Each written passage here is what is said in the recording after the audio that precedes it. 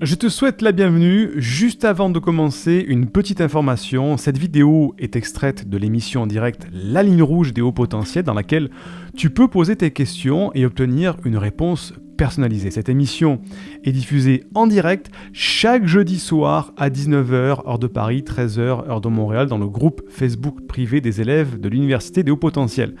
Si tu ne fais pas encore partie de ce groupe d'entraide et de bienveillance, tu peux y accéder en devenant élève de l'université. Pour cela, il te suffit juste de télécharger une première formation offerte dans le cadre de cette campagne de sensibilisation au haut potentiel. Le lien se trouve en description de cette vidéo ou en description du podcast. C'est tout simple, tu m'indiques à quelle adresse je dois t'envoyer la formation et tu la reçois tout de suite.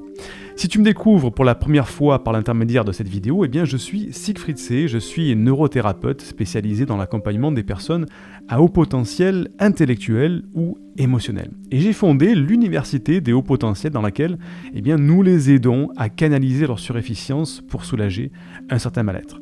Maintenant que les connaissances sont faites, laissons place au conseil de cette vidéo.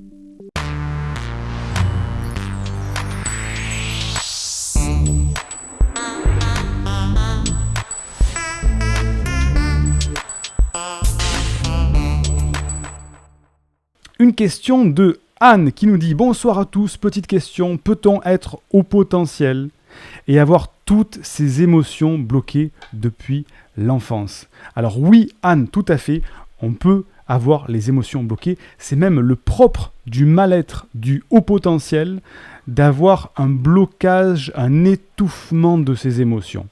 Pourquoi ? Qu'est-ce qui se passe ? Ça, il y a une vidéo d'ailleurs sur la chaîne YouTube qui s'appelle Self Faux Self. Je ne me rappelle plus comment je l'ai intitulée, mais c'est une vidéo où tu tapes sur YouTube Université des hauts potentiels Faux Self et tu tomberas sur cette vidéo dans laquelle j'explique tout ça en détail. Mais le principe, c'est celui-ci.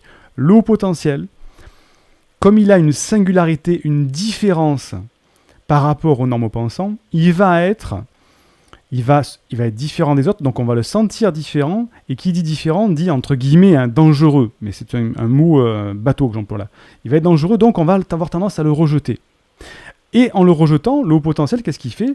Eh bien, il va commencer à construire ce qu'on appelle un faux self. Un faux self, c'est quoi ? C'est un comportement social, un comportement diplomatique, pour dire, tiens, les personnes qui sont en face de moi, mes parents, mes amis, mes professeurs, me demandent de me comporter d'une telle manière, donc pour répondre à leurs demandes, je vais me comporter selon leurs demandes pour me faire accepter, pour me faire aimer.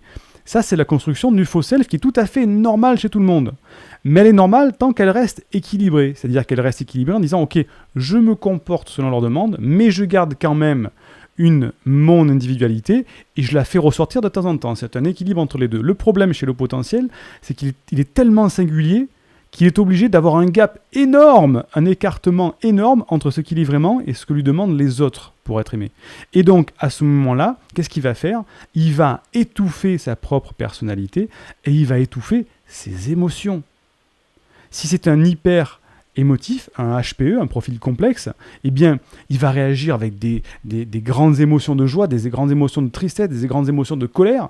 Et donc, on va lui dire, mais arrête de te comporter comme ça. Les parents vont lui dire, mais c'est pas bien de te comporter comme ça. Les professeurs, mais pourquoi tu te mets dans les états ? Ses copains, ses collègues, mais tu devrais pas être comme ça, franchement, calme-toi, temporise, tout ça. Et au bout d'un moment, le HP, en réaction normale de construction du faux self, va étouffer ses émotions, au point où, quand il le fait depuis son tout jeune âge, 5, 6, 7 ans, jusqu'à 18, 20, 25 ans, 30 ans, 40 ans, eh bien, ses émotions elles sont tellement étouffées qu'il ne sait plus où sont ses émotions et il ne sait plus où est sa véritable personnalité de celle qu'il a construite. Et donc, effectivement, un haut potentiel peut avoir toutes ses émotions bloquées depuis l'enfance, parce que si son enfance a été un petit peu dure, on sait très bien que la cour d'école, c'est une jungle, les enfants sont cruels entre eux, des moqueries, des railleries, tout ça, et bien le haut potentiel peut très vite bloquer ses émotions pour ne pas être différent des autres, et que les autres l'acceptent en endossant le faux self, en endossant un masque, en endossant un costume de théâtre pour satisfaire ceux qui sont autour de lui. Comment faut-il faire pour sortir de là ? Eh bien, il faut se reconnecter à soi-même. On fait ça avec une intégration du cycle de vie. C'est-à-dire qu'on va reprendre tous ces souvenirs marquants et on va essayer de faire un reframing, dire à ce moment-là, je me suis comporté comme ça par telle demande des personnes. Non, en fait, quels étaient mes besoins à ce moment-là et quelles valeurs j'avais besoin de nourrir pour être moi-même. Et on reprend tous les souvenirs et on va les reframer pour retrouver la véritable personnalité. À ça, on ajoute de la méditation pour se focaliser à l'instant présent et se reconnecter à ses propres besoins. Et tout ça, ça fait qu'au fur et à mesure, on retrouve sa propre personnalité. Indique-moi en description à quelle adresse t'as envoyé la formation offerte qui s'intitule « Canalise tes pensées envahissantes et profite de l'instant présent ». Et surtout, partage cette vidéo à une personne de ton entourage que ça pourrait aider. Et n'oublie pas, comme le disait Einstein, la folie c'est de faire toujours la même chose et de s'attendre à un résultat différent. Si tu veux t'épanouir avec ta douance, c'est le moment d'utiliser le bon mode d'emploi, celui qui fonctionne avec toi, et de changer pour faire de cette terre un monde meilleur.